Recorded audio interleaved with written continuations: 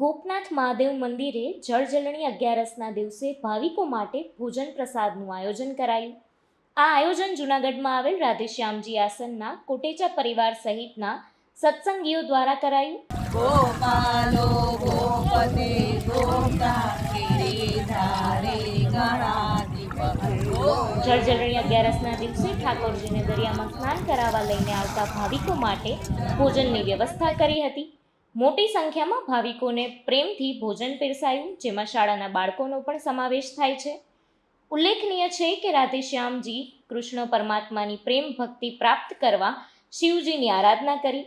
શિવજીની કૃપાથી રાધેશ્યામજીને ભગવાન કૃષ્ણ પ્રાપ્ત થયા. શિવજીએ જ રાધેશ્યામજીને કહ્યું હતું કે કૃષ્ણ પ્રાપ્તિ માટે નરસિંહ મહેતાજીને ગુરુ તરીકે સ્વીકારવા. ઉલ્લેખનીય છે કે નરસિંહ મહેતાજીને પણ ગોપનાથમાં જ ભગવાનની પ્રાપ્તિ થઈ હતી.